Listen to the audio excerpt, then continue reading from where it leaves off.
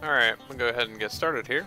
Today I'm going to be talking about traits, the trait trees, virtues, and racial traits. These are basically how you're going to build your character out. Basically varies from class to class and what race you pick. So we'll go ahead and jump right in.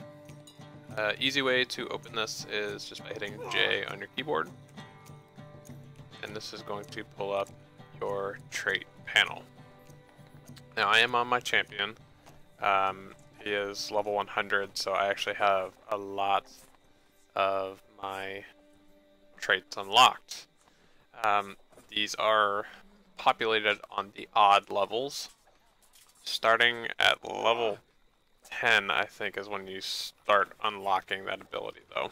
Might be different, though. It's been a long time since I've had a lower level. So there's a couple things to note here. On the left side here, notice we actually have the first tab is our class traits. Coming down to the second one, we have race traits. Third one down, we have virtue traits. I'll talk about class traits first because it's going to take a little bit of time here. So the class traits, each class is going to have 3 specs that they can go into. In this case, the champion is going to have its tanking, or the martial champion, the berserker, which is its single target, and the deadly storm, which is its AoE. Now if you notice on mine, I have the berserker is kind of highlighted in yellow here. That means that's my primary spec. When you select a primary spec, each actual trait that you select in here is going to cost 1 point. If you step outside, you notice these, like the Deadly Storm and the Martial Champion, are both white. If I want to put points into those, that would actually take 2 points to actually build them, since it's a secondary set. So in this case, I should say this is something I actually recommend for leveling in general. Is typically the red line in whatever you're playing. Now that is going to vary slightly from class to class, but red is predominantly going to be a damage line, or, you know, in the case of the champion, single target. So I could very easily level in the yellow line as a champion as well. Be a little bit more difficult in the blue line just because it's built more for survivability. If we actually look at the far left here, we actually have our trait bonuses, and these are actually hit at certain point levels. Let me actually... Oh, this is perfect. We'll kind of take this a step back. If you've never logged in before, or you're new to the trait panel, this is what you're going to see when you first log in. It's going to give you a breakdown of exactly what you're getting yourself into. It gives you a detailed description of what that specific spec is for, and how you're going to use it. You're going to select it by actually hitting one of these buttons down here, and again, that's going to be selecting your primary spec.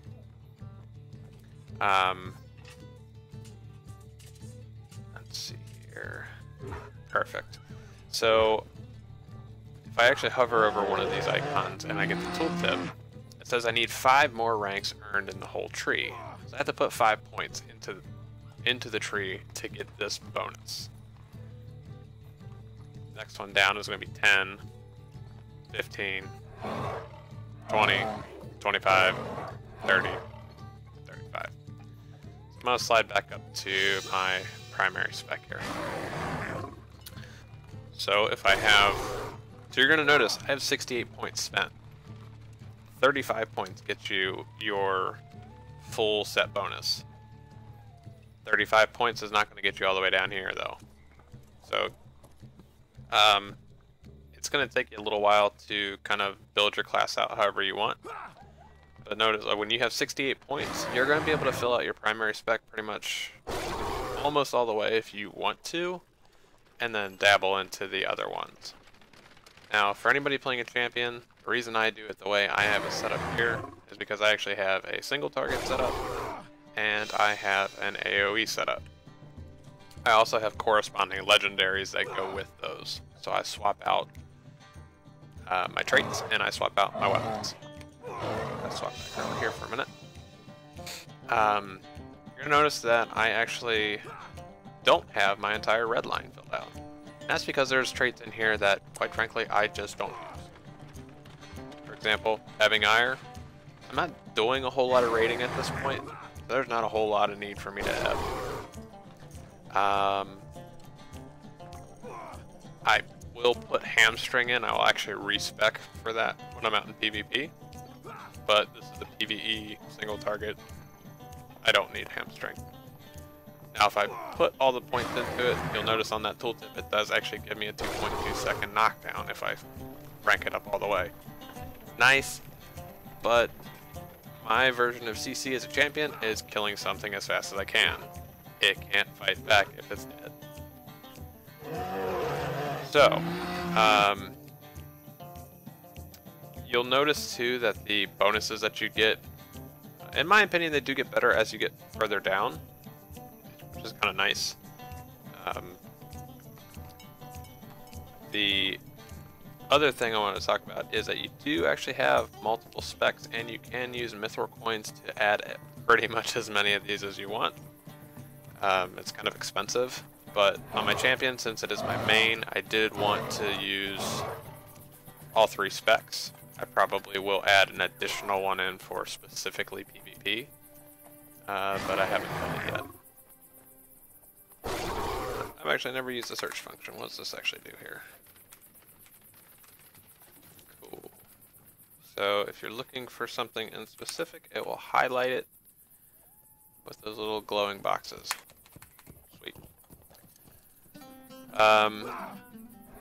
Like I said, this is going to vary from class to class, so, you know, my opinion, if you're leveling a class up, start with redline, but certainly look into the other specs and see what you like.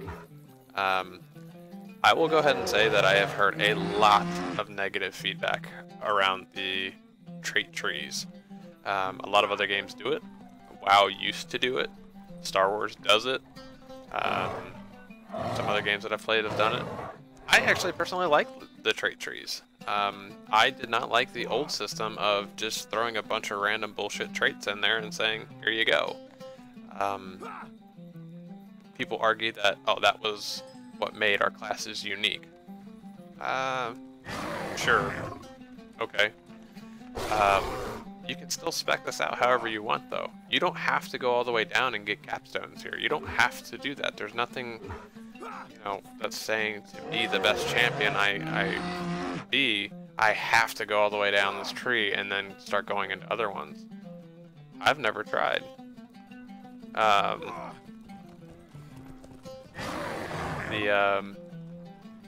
Scene in the chat. Thanks for the congrats on level 100. And I am very thankful there is no level 105 going to be happening anytime soon.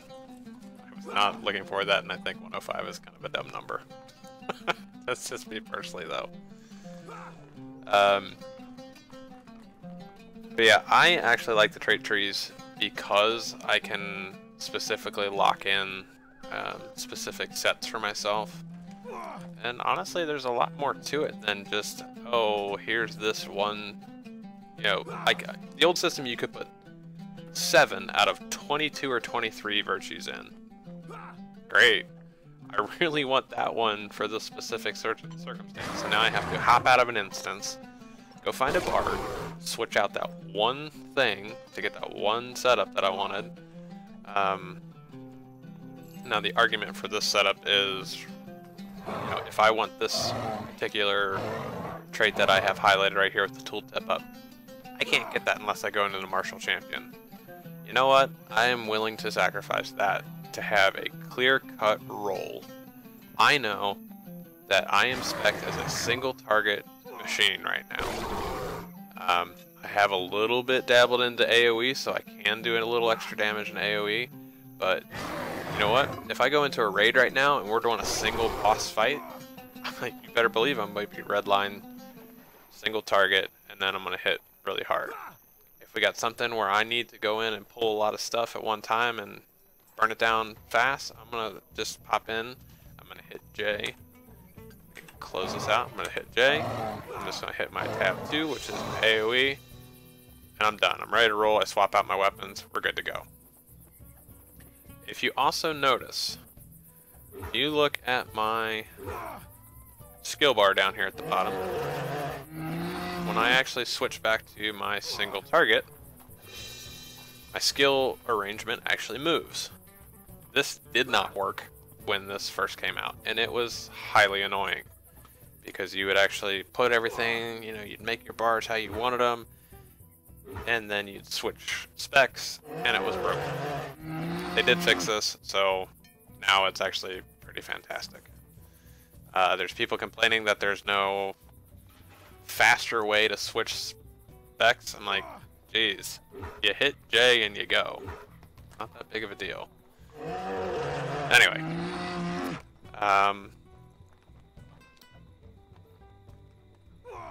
guess we'll go ahead and go on to the race traits. Race traits, in my honest opinion, don't really mean shit. The only reason I say that is because stats are so blown out at this point. Let me just hover over a couple of these. So tactics and conviction bonus, it's going to be for fellowship maneuvers, which really people don't use anymore. Which I thought was a very unique part of this game, but people don't use them anymore because they can do more damage in the time that they're waiting for a conjunction to finish, essentially. I still have it in there just because, like I said, it doesn't really matter. One-handed sword bonus for elves. I have 2 one-handed swords currently, so I get the plus 5% damage. It's probably like one of the best ones aside from the racial port. Bow damage bonus. Well, I have a bow, so might as well put that on. Maximize my DPS. Plus 20 fate. Again, it's kind of irrelevant. Sylvan Shadows for an elf. It's a 30-minute cooldown to stealth and be extremely slow. Not worth it. Virtuous Elf, you do have to actually be kindred with the Elves of Rivendell, and then you can actually slot that and it'll add +1 to those 3 virtues listed. I don't need it because all of mine are capped, so that's a useless one for me. Power of the Eldar, again, this is all elf stuff. Adds 5% max power for 10 minutes. Power is not even an issue for most people anymore, so kind of useless. Return to Rivendell, a map on a 1-hour cooldown. It's actually useful, sort of, but again, not that much. Eldar's Grace, plus 75% parry chance, plus 5% partial parry mitigation for 10 seconds on a 30-minute cooldown. Honestly, I forget that I even have that, let alone do I use it. And if I check, my parry is at 24% anyway, so, you know, yeah, I'm gonna parry damn close to 100%, but again, 10 seconds, it's not gonna be life and death in most situations, in my opinion. So, again, that's gonna change from race to race. I can go over some of those in different videos. I'll do some different classes and different races as well. We're going to slide down to virtue traits. Current cap is 19, and these are attained by doing different deeds in the different areas. A lot of, yes, Stew for the Stone is probably the actual best virtue in the game. I do love stunning things with a stupid little rock. It is fantastic. Anyway, back to the virtue traits. Current cap 19. They're gained by either purchasing them out of the store or by doing deeds. Let me pull up my deed panel. And I actually have to do this. I gotta go through all of them. There's nothing in any of these except for the Atmores. Done all of these deeds. All of these deeds are complete. Except for Heightbold or Hootbold, however you want to pronounce it. And Western Rohan I didn't quite get finished yet. But if we go to set rewards, you'll notice we actually have some virtues in there. So if I actually go grab the last beacon of West Gondor, I will actually get 5 turbine points, 30 marks, title, reputation, and in my case, rank 23 of idealism. So that's how you actually can attain most of your deeds. Or I'm sorry, your virtues. These are still fairly important. Again, a lot of the stuff due to recent changes to the classes and everything are not make and break. These used to be make and break, very much so. So the ones that I have slotted for my champion, DPS class based on might. I want to hit hard, but have some survivability. So I have discipline, which is the only one I don't have at 19 out of all of my ones, and it's one I slot. So I need to fix that. So I got 162 might, 1551 resistance, and 46 physical mitigation. I've got valor, which I probably need to switch out, but 517 max morale, 764 non-combat morale regen, and 57 might.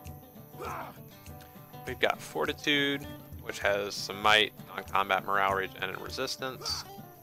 Loyalty, which actually has a lot of vit, power, and armor.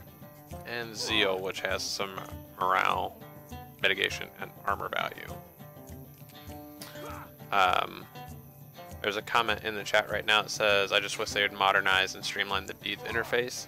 Kind of clunky. Could not agree more. That is very, very painful, in my opinion. Worst thing about it, I think, is, looking at it, is the yellow text on a parchment background, which I run a screen as 2560 by 1440. It makes it very, very small to read, and it kind of gets to be a pain. Like a little, you know, when you actually have it selected like that, yes, I can read it a little bit better, but it's still kind of bad. But yes, I agree a lot.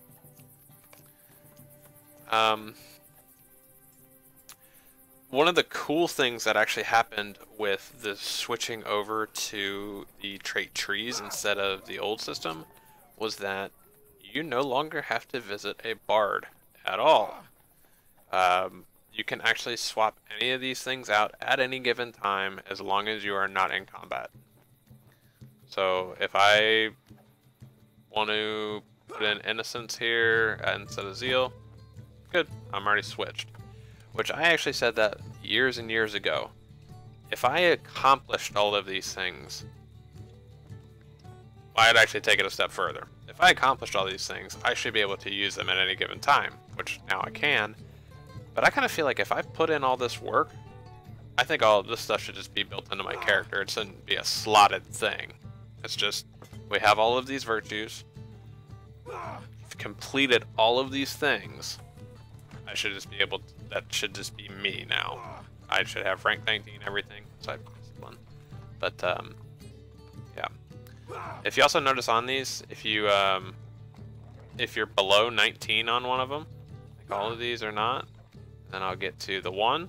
This one actually has a link to the store, which it'll fire up and let you add a 1 discipline, which is 395 points. Oh, thank you. Got better things to not spend my points on. I don't think there's too much more on the actual traits themselves. That would actually be more kind of diving into class specifics. and I can do specific ones. So if there's any questions in chat, I can go ahead and answer them, and I'll be on here for a little bit yet. Let's see what we got.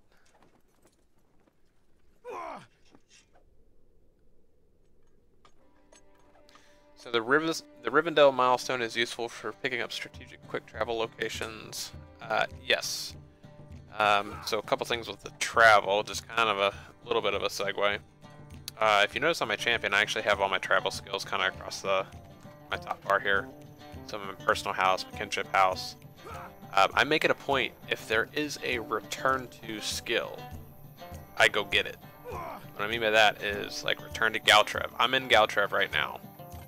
These are all on separate cooldowns. So I can hit Galtrev, which is a major hub. I can hit Stangard, which is a major hub. Mirkwood, major hub. Enedwaith, not so much major hub, but still gets you around. Return to Bree, return to Thorlaw, return to Rivendell, and then I have my map and my Moors map. Even if you don't PvP a lot, it's still worth it to go get that precise map to Glan Bragg at rank 4, just because it's on a half-hour cooldown.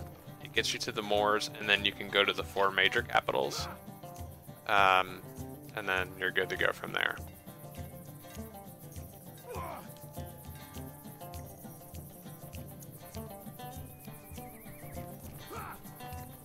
So there only is the one hobby in fishing.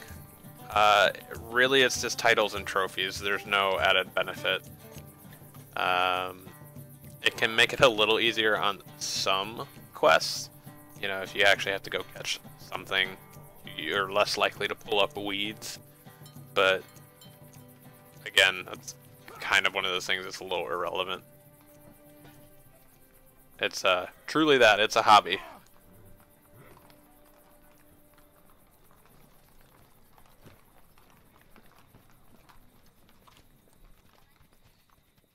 One minor note is that if you're making a new character, it'll actually tell you what base virtues and kind of pros and cons to picking that class and race.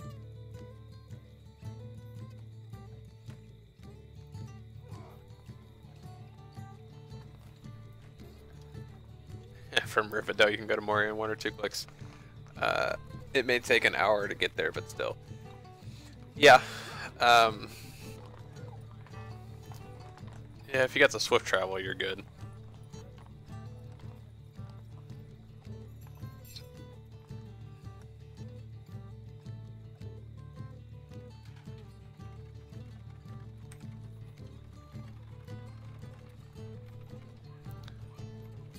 Oh, here's 2 minor notes about the actual trait panel. We do have the ability to rename your set, and that will actually show up as a tooltip when you hover over. So, like my single target, my AoE, tap on those. You also have the button down here to respecialize. This will actually wipe out your current configuration and let you start over. I would tell you, if you kind of like your build but you want to mess with something, grab a screenshot of your current build, because if you respecialize, there's a lot of 5 rank steps in here. So if you go respecialize and you don't remember exactly how you had it, grab a screenshot, do yourself a favor. Must slide back down to this tank myself real quick. So this is letting me know it's a damage-soaking tank who prefers offense over defense. So it's a damaging tank. Warrior line, forging the shield for better weapons, managing fervor, health, and power makes this tank unstoppable. Skills earned, sudden defense. Kind of shows you your bread and butter skills in each one of these stances. So sudden defense, on any damage, 10% chance to receive effect, an additional fervor pip, and reflect, 10% damage, which increases threat, and passively gain 20% morale.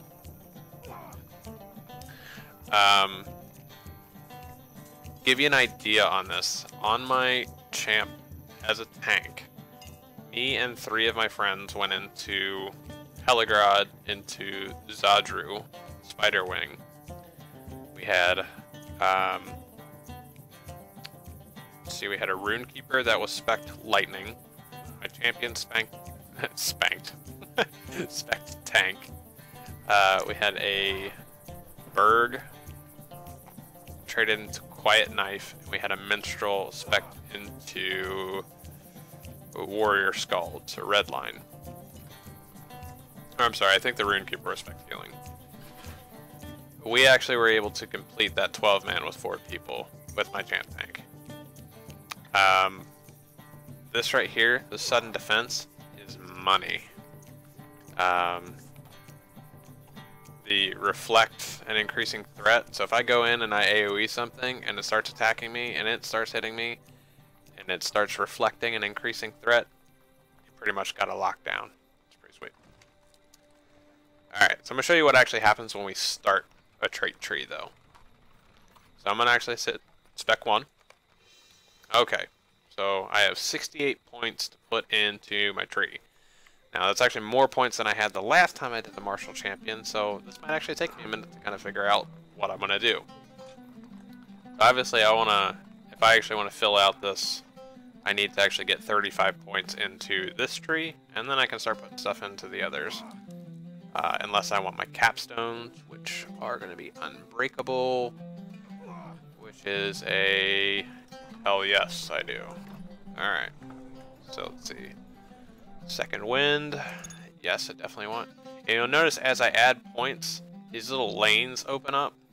So I'll need to get 10 points into this tree before I can use this, but I need this particular trait, second wind, before I can get this. If I have 10 points and all this other stuff, I still can't use this. I still have to have this trait unlocked.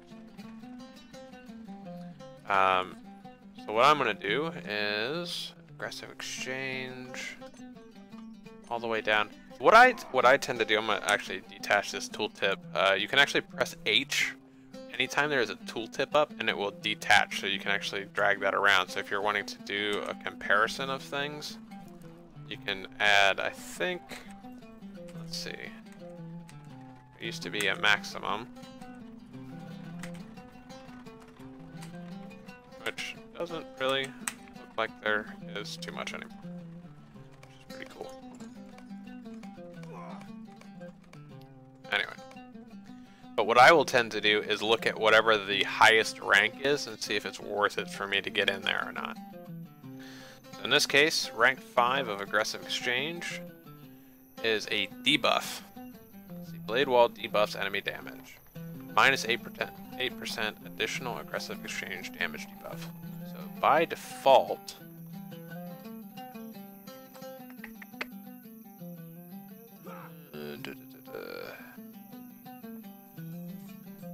well, I can't actually see what it is.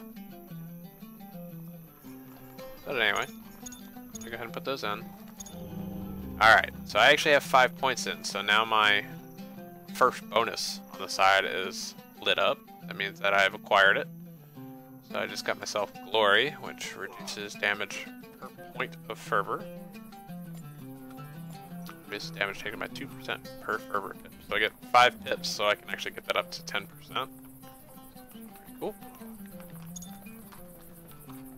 Let's see here.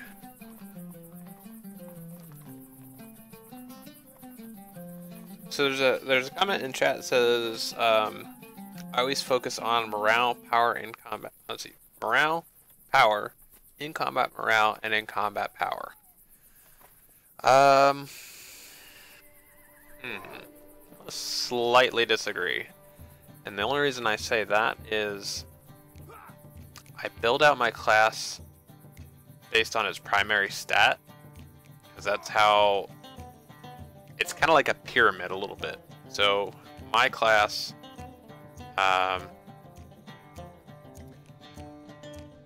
let's see, as a result, it has become very hard for my character to lose any morale.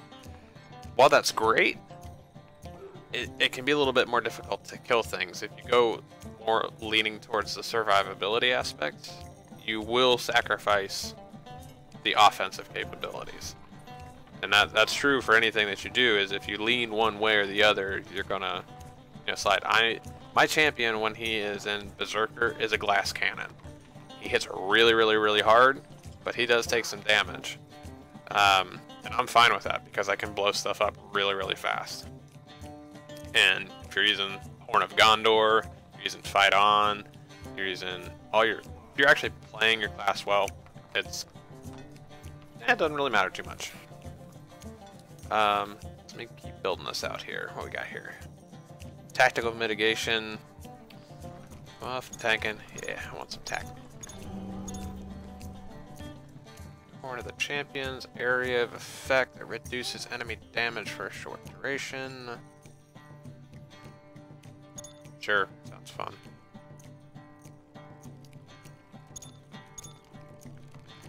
Vitality increase. Sure, let's do it. Yeah, that's actually a there's a legendary legacy for this skill right here, which does stack, I believe. Get that damage up. Dire Need, that's a must-have.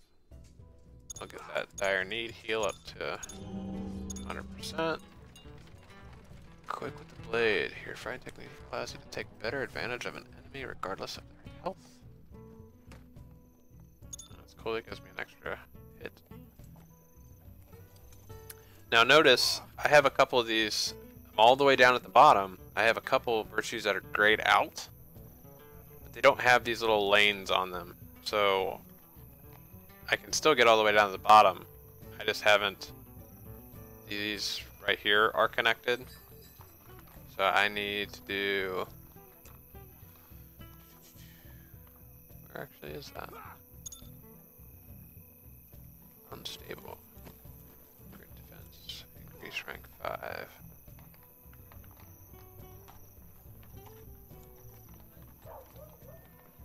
I don't even see that one. Oh.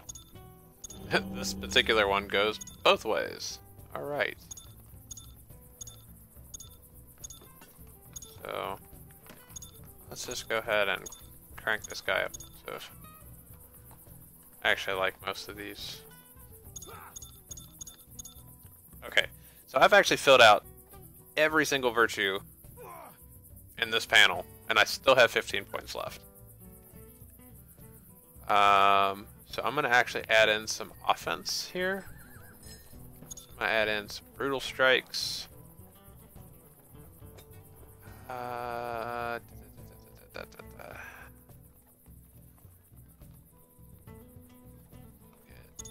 Blade damage. Ooh, that's my breadwinner right there, Raging Blade. Gotta have that in every stance though. But I don't have any spots where I can dump any extra points in, so I'm going to have one left over. So I'm going to go ahead and hit apply and commit changes. Yes. You're going to see that it's automatically going to fill in the open spots in my bar. And you can move this stuff around however you want still. I'm not really going to mess with that right now. Go back to single. Actually, I want to see what my morale difference is. Thanks. An instant, almost 4K increased morale. That's cool. Alright, so that's really about all there is to the traits at this point. So, if you do have any other questions, fire them off in chat and I'll answer.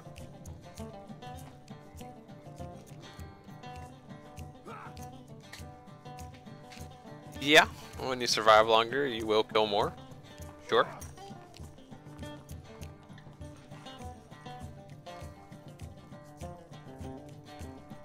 No argument there.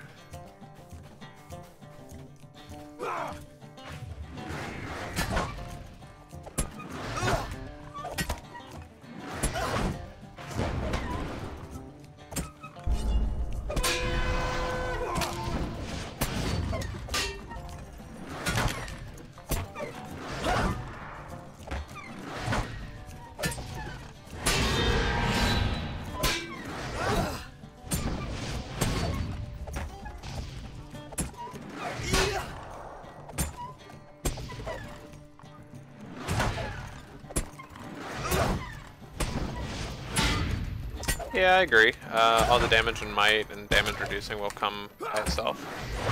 I am a firm believer in min-maxing as well, though. I like to, if I can get an additional 5 might, I'm probably gonna do it. Like, for example, right now, I just hit 100, so this is actually all still 95 here. I'm still sitting at 4,559 might and 3,433 vitality.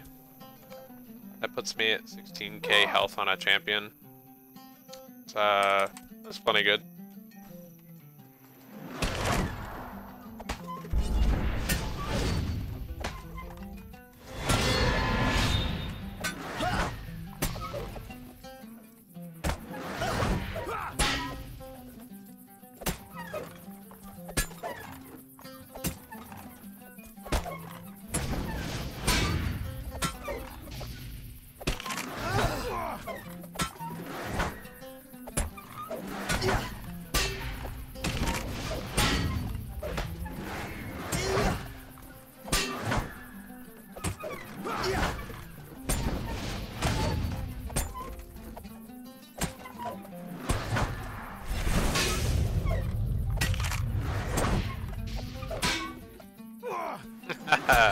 Well played. All this trait managing sure takes a lot of patience.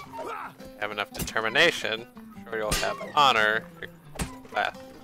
You'll be able to honor your class with confidence. I like that.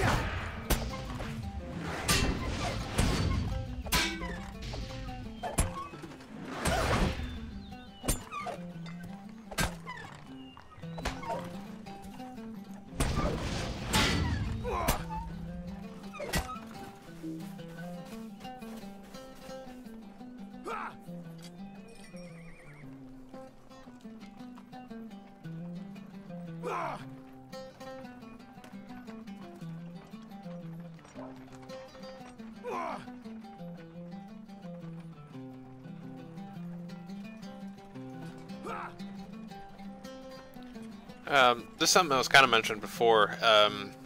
This is purely opinion and how I like to play versus how you might like to play. During the Rise of Isengard expansion, mitigations were very, very, very important, especially doing the Tower of Orthanc, the different wings in there. You actually had to switch out traits if you wanted to have the best chance at succeeding with that raid. Because you would switch from, you know, something that was physical based to tactical, and you could cap your mitigations. Some people actually could cap both. And I should point out, let me hop back over to the